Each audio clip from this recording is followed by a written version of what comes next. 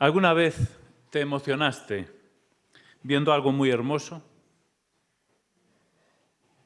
¿Os ha pasado alguna vez de emocionarse de algo, ver algo muy, muy, muy hermoso? Que te has quedado impactado, emocionado. No sé, hay momentos en la vida, ¿no?, que uno queda maravillado, que ve algo muy hermoso, un paisaje, una montaña, un animal. Yo os cuento una experiencia mía que me dejó profundamente emocionado en aquel momento. Y esto ocurrió cuando yo era un adolescente. No sé, no recuerdo exactamente la edad, entre 12 y 14 años, calculo. Se me había dado por emprender una afición. Bueno, hay aficiones que son pasajeras, ¿no? Y uno, bueno, cuando es así joven, pues intenta a veces pues empezar algún hobby. Y el hobby que se me había dado por empezar era coleccionista de mariposas. Había que cazarlas con mucho cuidado para que no estropearles las alas, ponerlas en un bote, esperar a que murieran. Esta era la parte más cruel. Y después las ponía en un pequeño recipiente, en una base de algodón, y ahí estaban expuestas, ¿no? Era un poco cruel esto de matarlas, ¿no? Pero era bonito verlas allí. Pero llegó a apasionarme tanto en aquel momento esta afición, que llegaba incluso a ir al monte con una red para cazarlas. Esto era poco habitual ya. Recuerdo con una ocasión, un hombre que se cruza conmigo y lleva y me dice: rapaz, pero fai algo de proveito, hombre, na vida. Me quedé un poco así. Después empezaba a dar un poco de vergüenza. Entre eso y la crueldad que era, ¿no?, a matar a las mariposas, bueno, dije, 2 meses o 3 meses después, porque es una afición de verano, ¿no?, pues lo dejé, ¿no? Pero recuerdo un momento más apasionado, ¿no?, de buscar información. Bueno, decir que en aquel entonces, se lo digo a los chavales de ahora, no era tan fácil conseguir información como ahora. No había ni móviles, ni tablets, ni ordenadores, ni Google, no había Internet, no había absolutamente nada de esto, nada, nada. Y hablamos hace poco, ¿eh? Hablamos de hace pocos años, solamente 40 años. No había absolutamente nada. Para informarse habría que moverse. Bueno, en casa lo que había sí, una o varias. En casa de mi madre había varias, porque no sabía decir que no a los vendedores de enciclopedias. Entonces sí, había varios diccionarios enciclopédicos. El Larousse, el Vox, allí había varios, ¿no? Y buscábamos información. Pero no había demasiada información tan específica. Entonces había que ir a la biblioteca. En la biblioteca buscabas guía de los lepidópteros de la península ibérica, ahí buscabas, ¿no? Y ahí buscabas guía de las mariposas de España y Portugal, y buscabas. Pero sí teníamos en casa un libro de animales que venían varias mariposas, y había una que a mí me fascinaba. Era un dibujo muy bien hecho. Pero yo me pasaba horas mirándola y ponía que esa mariposa habita en toda España, es decir, que podía encontrarla yo. Y me parecía fascinante. En la biblioteca la miraba con fotografía, con fotos, y aquello era apasionante. Tenía la ilusión de algún día poder encontrar y ver a esa mariposa, verla cerca, porque se salía de lo normal, no eran las típicas mariposas que vemos, era una mariposa que parecía una mariposa tropical, ¿no? Y aquí en nuestro medio es difícil verla, ¿no? Pero yo me quedé con esa ilusión de verla, ¿no? Y esto realmente ocurrió varios meses más tarde, después de haber dejado la afición. Me encontré no con una, sino con 2. Allí por un campo, en la zona de Castiñeiras, las encontramos, las vimos, la reconocía perfectamente de tantas horas haberla mirado, aquel dibujo y aquellas fotos, y la reconocía perfectamente, y la vi y la perseguimos. En aquel momento iba con mi hermano, cruzamos fincas, pisamos plantado, estropeamos maíz corriendo detrás de ellas, saltamos vallas, no sé, pues a lo mejor media hora detrás de ellas hasta que se posaron. Fui acercándome lentamente y a la vez disfrutando, ¿no?, de ver algo tan hermoso. Hasta que, a 1,5 metros, 150 latidos por minuto del corazón, la adrenalina al 120%, la adrenalina a tope, y me abalanzo sobre una de ellas y la cojo así entre mis manos. Había llegado ese momento que tanto había soñado unos meses antes. Tenía en mis manos una Papilio macaón, la más hermosa de las mariposas de aquí, la más hermosa con diferencia, la más majestuosa, la más preciosa, imponente, preciosa. A mí me parecía algo sublime. Y aún con las manos cerradas, vía y revolotaba un poquito dentro, pero dije yo, algo tan hermoso no puedo matarlo, tiene que volar, tiene que vivir. Abrí un poco las manos y esto con una emoción tremenda, ¿eh? Y no voló en ese momento, a un medio tiempo abrió las alas y durante unos segundos pude comprobar, pude disfrutar de una belleza sublime, mucho más bonita que cualquier fotografía o cualquier dibujo. Tenía en mis manos la Papilio macaón, la más hermosa de todas las mariposas. Obviamente, seguramente Pedro, allá en Panamá las haya más bonitas, que es un clima más... Pero aquí en Galicia no la hay más bonita que esta. Bueno, si me funcionara esta. Bueno, esta es una niña que está como disfrutando también. Algo parecido me pasó a mí. Esta es la Papilio macaón, la más hermosa. Y esta la tuve yo en mis manos. Después la vi más veces y la hay por todas las zonas aquí de Galicia. ¿Cuántos la habéis visto, esta mariposa? Alguna la habéis visto por ahí. La gente de pueblo, seguro, ¿verdad? Se ven, son preciosas. A muchos lo que no se fijan mucho, pues no se dan cuenta, seguramente la habéis visto. Disfrutar de algo hermoso. Esto nos pasa alguna vez en la vida, ¿verdad? Ese día me fui para casa feliz. La había dejado escapar, pero había disfrutado de algo que deseé durante mucho tiempo ver, y era esa experiencia, ¿no? Y fue uno de los mejores regalos que recibí en aquel momento de la naturaleza, por supuesto de Dios, porque esto es creación de Dios también. Pero me gustaría que esta mañana quedásemos con esta imagen, no de la mariposa, sino del hecho, ¿no? de esta historia, porque nosotros, de alguna forma, debemos aspirar a producir en Dios lo que esa mariposa produjo en mí. Que cuando Dios vea mi vida, pueda decir, qué bonito, qué hermosa vida, pueda disfrutar. Fijaros, esto se aspirará mucho, pero esto es lo que tenemos que aspirar. Para que cuando Dios nos vea, pueda sonreír y pueda alegrarse. Vamos a leer Romanos, capítulo 12, versos 1 y 2. Tenemos aquí el texto. Ahí está. Bueno, está un poco pequeño. Si no lo buscamos, Romanos 12, 1 y 2.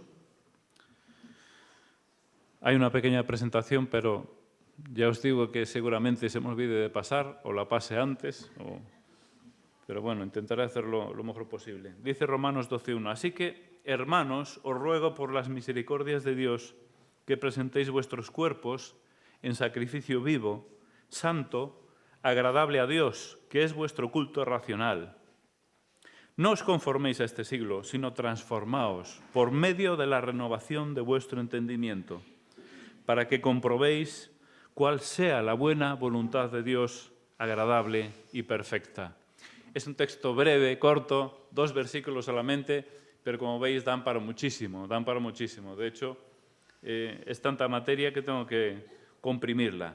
En esta mañana vamos a ver cómo debe ser nuestra respuesta, a las misericordias de Dios, a la gracia de Dios. Y vamos a ver que necesitamos transformar nuestra actitud para ser un hermoso regalo para Dios. Necesitamos transformar nuestra actitud para ser un... Deciros que hoy voy a usar algún término griego. Tenéis que perdonarme. No lo hago para presumir de entendido, que ya os digo que absolutamente no lo soy, para nada. pero sí lo hago porque creo que nos puede ayudar a entender mejor el sentido del texto, mejor entender qué es lo que quería el autor cuando escribió esto, decir a aquellos que iban a leer la carta, qué es lo que nos quiere decir el Espíritu a nosotros en esta mañana. Nos ayuda a ver el idioma original, los términos que se utilizan. Y ahora después vais a ver por qué. El texto comienza de esta manera, así que, es decir, teniendo en cuenta lo que acabo de decir, o por lo tanto, es decir, un versículo es una consecuencia de lo que viene detrás.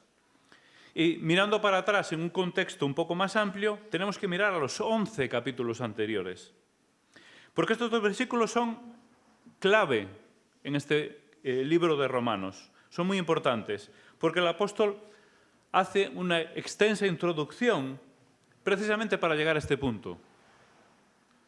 Todos los 11 capítulos anteriores de Romanos son una especie de gran introducción para llegar a este versículo 1 del capítulo 12.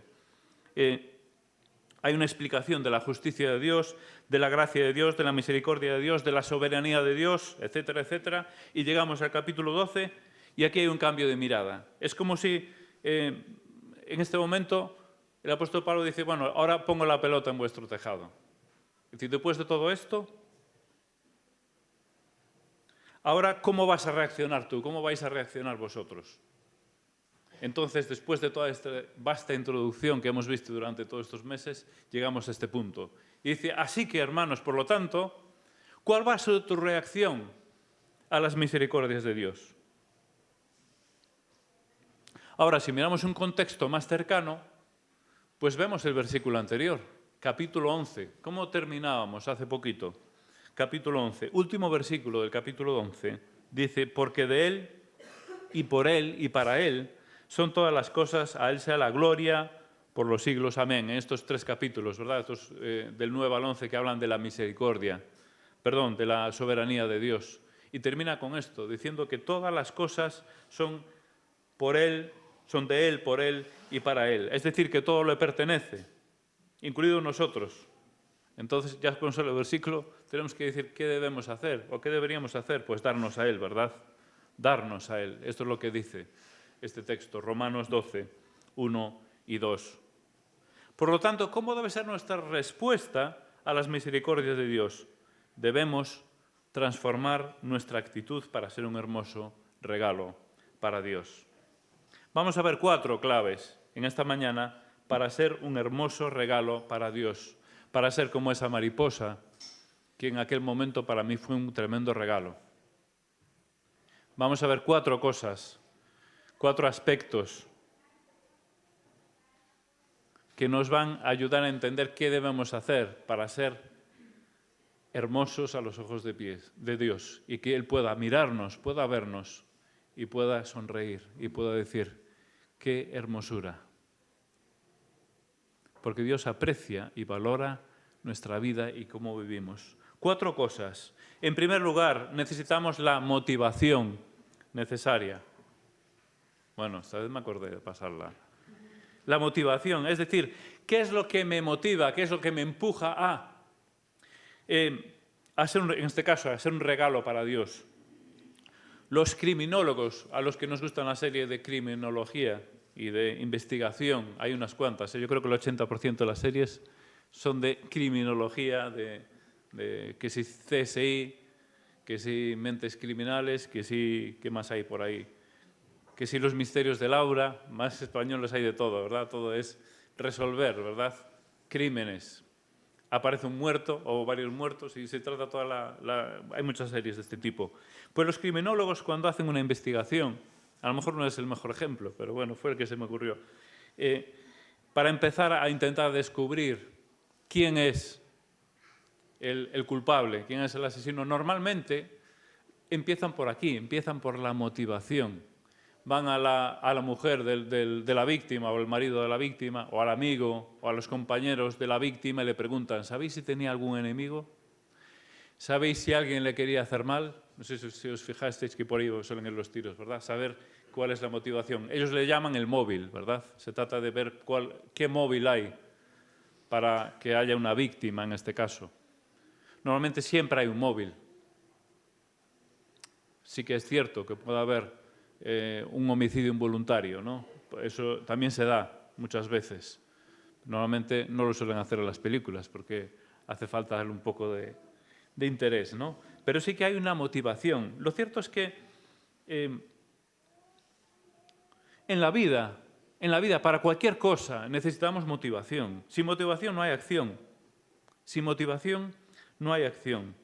Y, por supuesto, en nuestro ámbito también, en el ámbito cristiano, necesitamos exactamente lo mismo, motivación.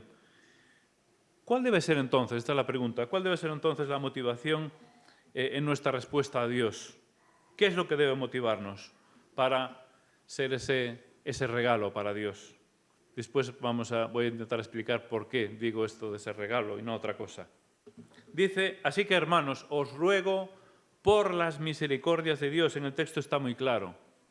Nuestra motivación precisamente son las misericordias de Dios. Este es el punto de partida. Cuando vemos, entendemos, experimentamos la misericordia de Dios, no nos quedamos indiferentes, ¿verdad? Entonces hay una respuesta casi inevitable en nuestra vida. ¿Para qué? Pues para darle gracias, para servirle, para amarle, para obedecerle, para ser ese regalo para Él, ¿verdad? ¿Cuáles son esas misericordias de Dios? Tendríamos que ir para atrás. Puse algunos ejemplos aquí, porque obviamente tenemos un límite, pero puse algunos ejemplos. En el capítulo 1 de Romanos, el tesoro indescriptible del Evangelio, con ese poder transformador, que es impresionante cómo transforma las vidas. Ese tesoro ha llegado a nosotros. Ese es un motivo de... Eso nos motiva, tiene que motivarnos para servir y para dar gracias a Dios. La gracia de Dios que nos justifica gratuitamente. Somos justos por su gracia, por medio de la fe, como nos dice el capítulo 3. El capítulo 5, la mayor expresión de la misericordia de Dios, la mayor con diferencia y que deja a todas las demás pequeñas, es el Señor Jesucristo, actuando por nosotros de una forma tan tremenda que está dispuesto a morir, ¿verdad? Recordamos lo que dice el capítulo 5, ¿verdad? En que siendo aún pecadores, Él muere por nosotros. Jesús murió por nosotros. En ese mismo capítulo se nos dice que se nos ha dado la reconciliación. Dice que ahora podemos tener paz para con Dios. Qué tremendo, qué maravilla, ¿verdad? Podemos ir al capítulo 8, por ejemplo, cuando encontramos una seguridad que tenemos de la salvación y encontramos que ya no hay ninguna condenación para los que están en Cristo Jesús. Y si vamos hacia el final del capítulo 8, que encontramos allí que no hay nada que pueda separarnos del amor de Dios. ¡Qué maravilla! Os ruego, os pido, os suplico, os ruego por las misericordias de Dios, por todo esto que os he explicado en estos 11 capítulos. Entre algunas cosas he seleccionado estas, ¿verdad? La misericordia de Dios. Cuando toca en esta vida debe haber una respuesta. Y lo cierto es que cuanto más conocemos sobre la gracia de Dios, mejor va a ser nuestra motivación, mayor va a ser nuestra motivación. Yo para salir a cazar las mariposas iba con una motivación tremenda. Después se me fue poco a poco apagando, ¿no? Cuando empezaron a mirarme raro, iba ya con él. Y dice, ¿qué hace este rapaz? Pero iba con una motivación porque veía, porque experimentaba, porque veía aquellas mariposas tan bonitas. Yo tengo que conseguir esto, ¿verdad? Necesitamos motivación, pero en las cosas de Dios y para dar respuesta a Dios, la misericordia de Dios es la mayor motivación que existe. En segundo lugar, motivación, en segundo lugar, dedicación, dedicar. Es decir, ¿qué es lo que voy a entregar o qué es lo que voy a dar? Estamos hablando de cómo va a ser nuestra respuesta a Dios, ¿verdad? ¿Cómo va a ser esa respuesta? Tiene que haber una motivación imprescindible, pero ¿qué es lo que voy a entregar? Bueno, el texto no puede ser más elocuente. Bueno, sin motivación no hay acción. El texto no puede ser más elocuente. Fijaros este texto. Os ruego, como por la misericordia de Dios, que presentéis vuestros cuerpos en sacrificio vivo, santo, agradable a Dios, que es vuestro culto racional. Este presentarse aquí, tiene que ver con comparecer, literalmente estar cerca, incluso exhibir, estar ahí, estar presente, hacer acto de presencia, comparecer. Esto, por otro lado, implica hacerse visible. Y recordamos otra vez a Papilio Macaón. Hay que verla, tiene que hacerse visible para poder disfrutar de ella. No se ven muchas veces, pero se ven alguna vez y podemos disfrutar de ellas.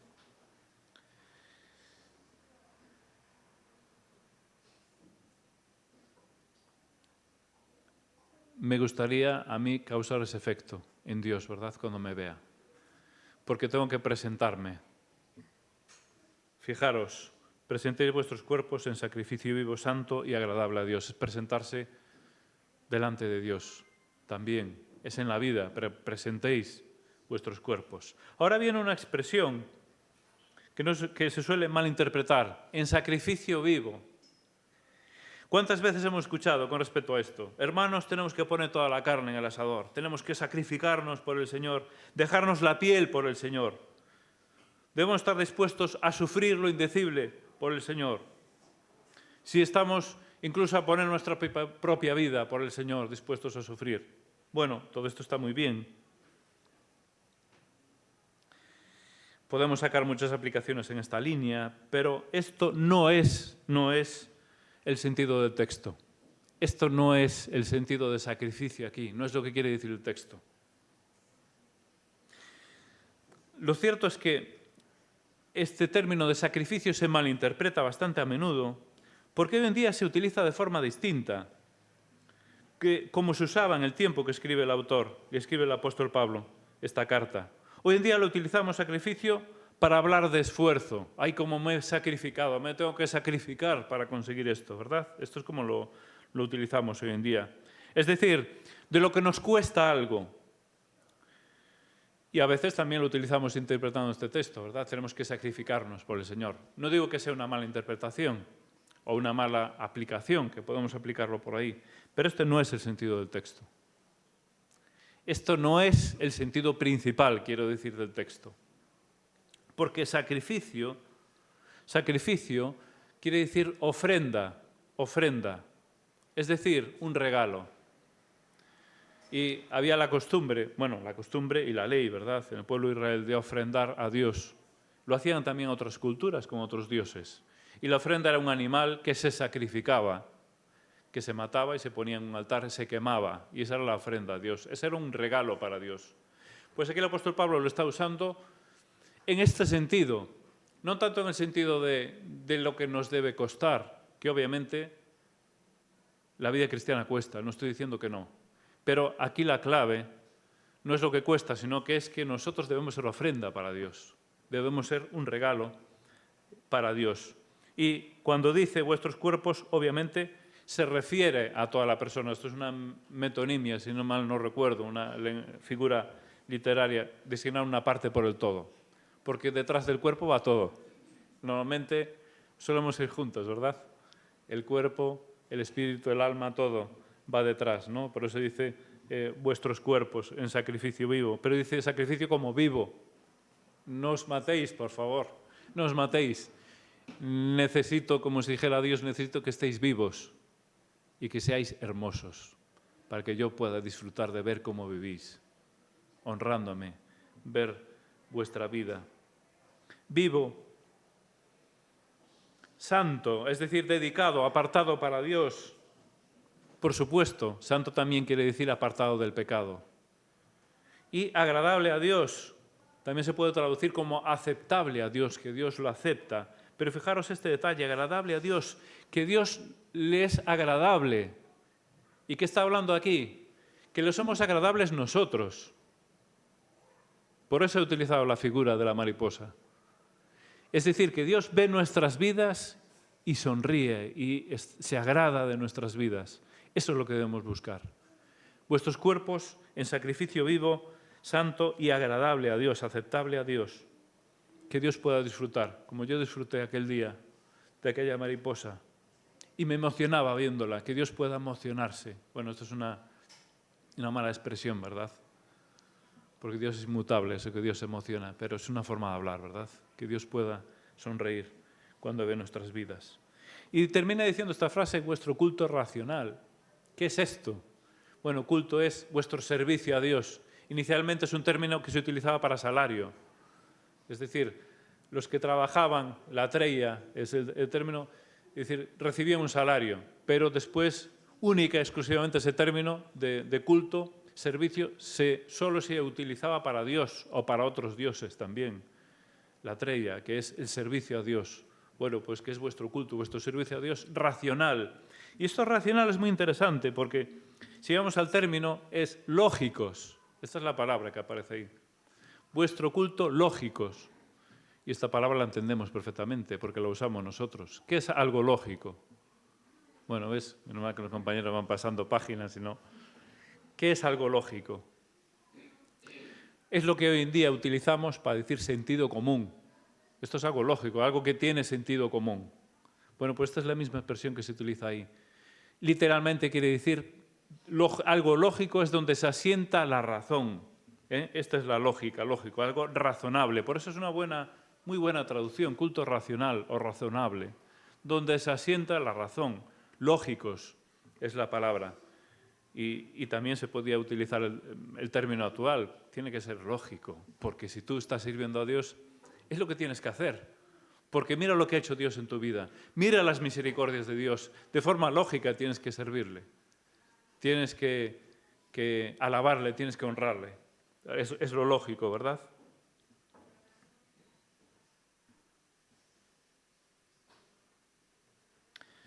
Pero también nos hace pensar esto de razonable, donde se asienta la razón, este término lógico, que nuestra adoración a Dios, nuestro culto a Dios no debe ser un sinsentido. No debe estar solo apoyado en la emoción.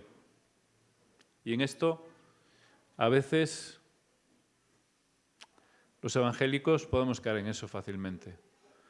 Gobernados por la emoción, y alabamos a Dios, está muy bien, pero siempre la razón tiene que estar ahí, la voluntad.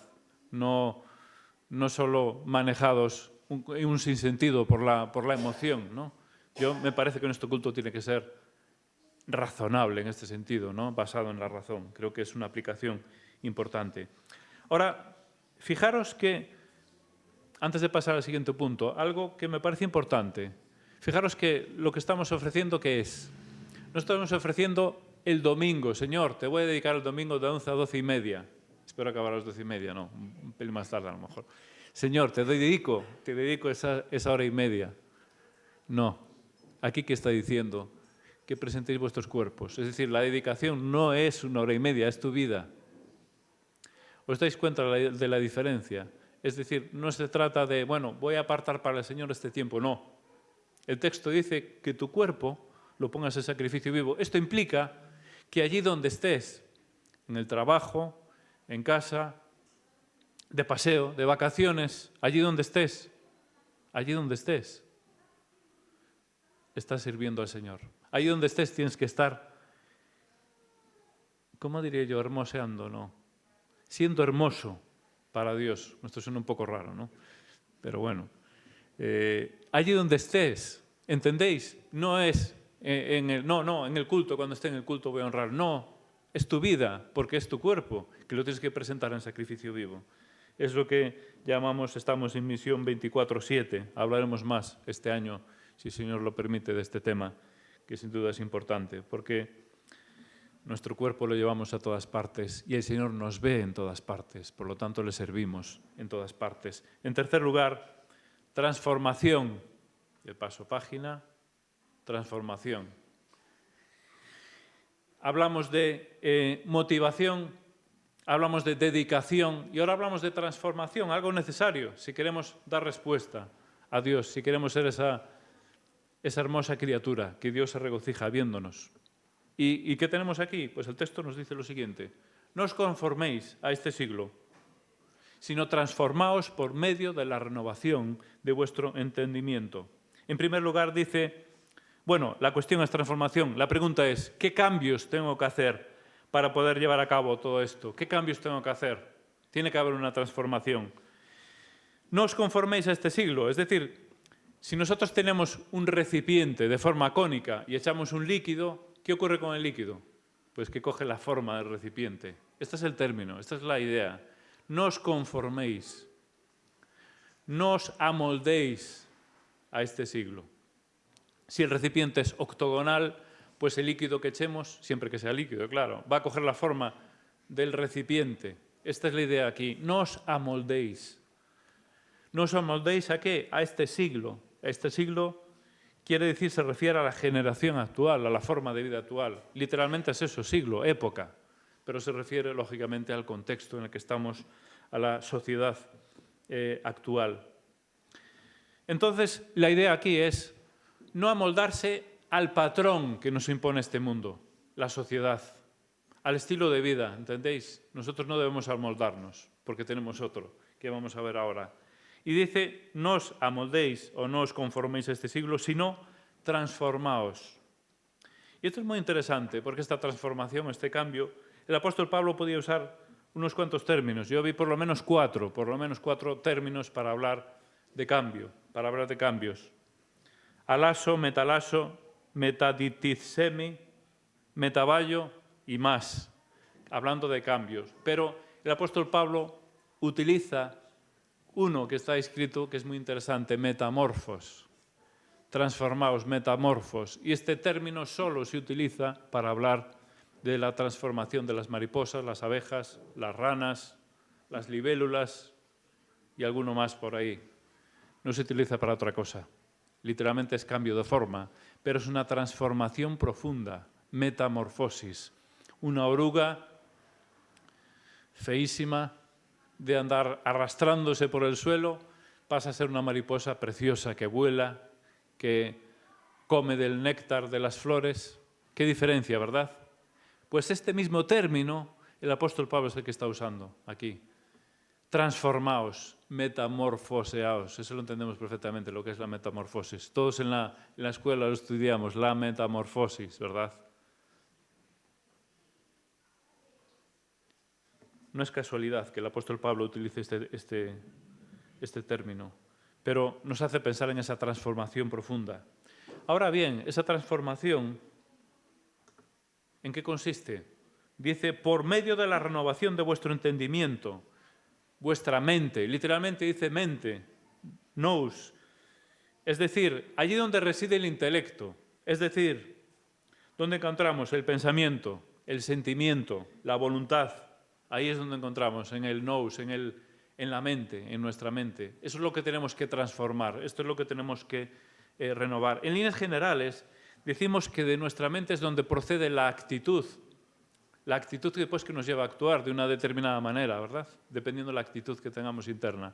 Por eso es importante empezar a transformar nuestro pensamiento, nuestro interior, porque pues nos va a llevar a hacer cosas importantes para Dios. Esperamos que sean buenas, lógicamente. Si tenemos una mala actitud, probablemente lo que vaya a salir son cosas que no son tan buenas. Por lo tanto, esta transformación, esta renovación implica un cambio de actitud interna ya. Después veremos que tenemos que trabajar en eso. Ahora bien, parece que estamos aquí hablando de cosas etéreas, porque transformación, de no sé qué, motivación, ¿esto qué? ¿Esto como en la práctica qué es? Bueno, no estamos hablando de cosas etéreas, porque realmente son cosas muy prácticas. Porque vamos a seguir leyendo a partir del próximo domingo y vamos a ver que está hablando el autor, el apóstol Pablo, el Espíritu, para nosotros, de humildad. Ninguno tenga más alto concepto de sí mismo, de humildad. Está hablando de amor, está hablando de bondad, está hablando de misericordia y está hablando incluso de bondad para con los enemigos. Está hablando de sujetarse a las autoridades, etcétera, etcétera, etcétera. Estas son cosas muy prácticas, pero esto digamos que es el inicio, ¿verdad?, de este nuevo apartado que está hablando de nuestra respuesta precisamente a las misericordias de Dios. Ahora bien, fijaros, ¿quién en tu empresa, quién en tu clase, quién en tu vecindario está dispuesto a quedar por debajo de los demás? Yo creo que nadie, ¿verdad? O bueno, si hay alguno, le decimos, usted está un poco ¿Quién está dispuesto a quedar por debajo?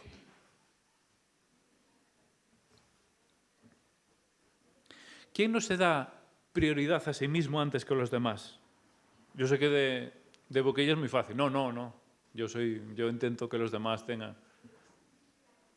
En nuestro entorno social, de nuestro medio, ¿quién se da? Dice, no, el demás es más importante que yo. ¿Esto dónde lo vemos? ¿Os dais cuenta de la diferencia? Este es el patrón, este es el molde de la sociedad. El molde también que tenemos de nuestra vieja naturaleza, porque nosotros somos así también, ¿eh? Tenemos que luchar contra eso. Pero esto es lo que tenemos que transformar ya desde dentro. El molde que nos pone Dios, o la vida que nos pone Dios, tiene que romper ese molde precisamente. No nos adaptamos a ese molde. Y es un molde donde somos realmente, o debemos ser realmente humildes, donde realmente amamos a los demás, donde realmente tenemos actos de bondad con aquellos que nos quieren mal. Pero estos qué raros son esta gente. Qué extraño esta gente que ama a sus enemigos. ¿Cómo es posible? No es posible humanamente hablando, es posible porque Dios por su Espíritu puede hacerlo en nosotros. Pero ¿entendéis la diferencia? Este es el molde. Entonces sí estamos hablando de cosas prácticas. Lo que pasa es que hoy lo hacemos a modo de introducción, ¿verdad? Pero tenemos que romper ese molde, no nos amoldamos y rompemos el molde con otra forma de vivir. Y en cuarto y último lugar, ya nos falta poquito, hablamos de motivación, hablamos de dedicación, hablamos de transformación y por último, por supuesto, tiene que haber la realización. ¿Qué es esto de realización? Bueno, hay muchos vídeos y por ahí managers que nos ayudan a la realización personal, ¿verdad? Es sentirse bien con uno mismo, realización. Bueno, aquí la idea es realización, es decir, ¿cuál es nuestro fin? ¿A dónde queremos llegar? ¿Qué buscamos para nuestra vida? Esa es nuestra realización como hijos de Dios, como creyentes. Tiene que haber una realización, tiene que haber un objetivo para nosotros, ¿no? Vamos a ver el texto y lo explico, o intento explicarlo un poco mejor. Para que comprobéis cuál sea la buena voluntad de Dios, agradable y perfecta. Comprobéis tiene que ver con experimentar, para que probéis, pero vosotros, para que experimentéis, uno mismo que lo experimente. Y cuando dice voluntad de Dios, tiene que ver con el propósito de Dios para ti y para mí. Entonces ahora ya vamos a conectarlo un poco mejor con la realización. Dios tiene un propósito para nuestra vida. Entonces trata de que tú pruebes, lo compruebes, lo experimentes en tu vida, entonces vas a ir cumpliendo ese propósito que Dios tiene. Te vas a ir pareciendo a lo que Dios quiere de tu vida. Vas a ir cogiendo esa forma, ¿entendéis? Que a Dios le es agradable. Pero en la medida que vas experimentando, para que vayas experimentando a través de este ejercicio de ser ofrenda para Dios, de ser un regalo para Dios, en la medida que vayas experimentando esto, en la medida esa te vas a hacer cada día más parecido a lo que Dios quiere de ti. ¿Entendéis, verdad? Por eso hablo de realización. Fijaros que dice la voluntad de Dios que es agradable, como hemos visto que es aceptable a Dios, que Dios agrada de vernos, pero es perfecta. Y esta perfecta es muy interesante porque es teleios, el término, y la raíz de ese término es fin, telos. Es decir, perfecta es algo completo, algo acabado, para que Dios pueda acabar lo que empezó en vosotros. Él empezó la buena obra en vosotros y lo va a acabar, ¿verdad? Pues esa es la idea. Por eso nuestra actividad, nuestra vida como creyentes, nuestra vida como ofrendas para Dios, va en ese proceso y tenemos que tener en mente eso, ese buscar esa perfección, esa belleza para Dios.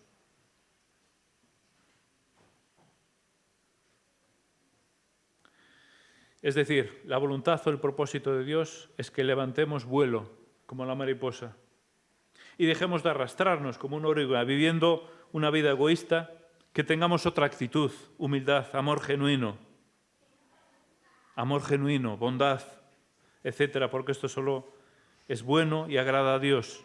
No solo porque es bueno y agrada a Dios, sino porque también es su propósito para nosotros. El objetivo es ser parecidos a que esa Papilio Macaón, hermosos para Dios. Si somos hermosos para Dios, vamos a hacer mucho bien también en nuestro entorno y a nuestros vecinos. Y terminamos con la aplicación.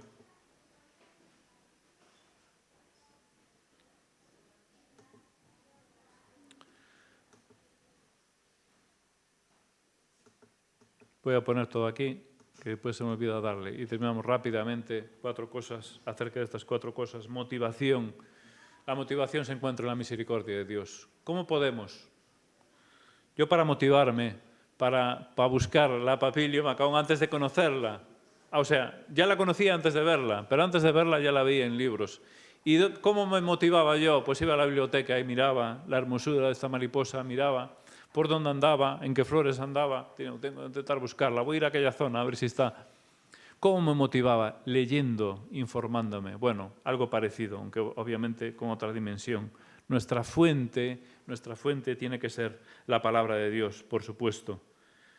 Ahí nos motivamos, ¿verdad? Y en los 11 primeros capítulos que hemos visto de Romanos encontramos mucha motivación, pero en toda la Escritura ahí está nuestra motivación. Por lo tanto, lee, estudia la palabra, profundiza en la palabra.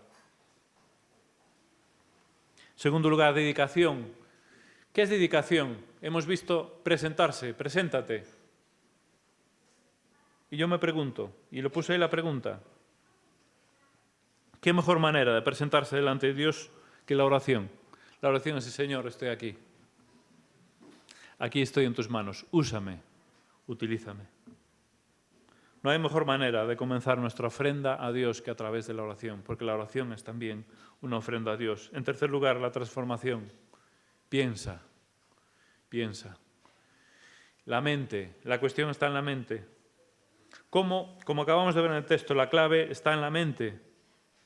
Ahora bien, tú eres dueño de lo que piensas. Dirige tus pensamientos. Dirige tus pensamientos para ser así. Todo lo honesto, todo lo puro, todo lo amable, todo lo buen nombre, en esto pensad, nos dice allí el texto de Filipenses, ¿verdad? Ahora bien, las cosas no siempre salen espontáneas. A veces hay que pensarlas antes. Puedes pensar cómo ayudar a tu vecina mañana y decir, mañana le voy a ofrecer llevarla al centro de día, que tiene pues siempre que depender de su familia, incluso muchas veces tiene que coger un taxi. Pues la noche anterior lo piensas y al día siguiente se lo ofreces. Si no lo piensas, es probable que no lo hagas.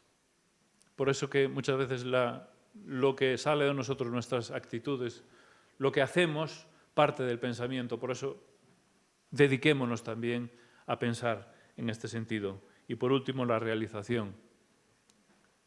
Practica, experimenta, así es como creces. En el versículo 2 precisamente nos lleva a pensar lo importante que es esa experimentación. Esto va a hacer que vayamos madurando y que cumplamos el propósito de Dios para nuestra vida. Y para esto es muy importante la práctica. A través de la experimentación uno se hace experto, también incluso cuando hablamos de las cosas de Dios.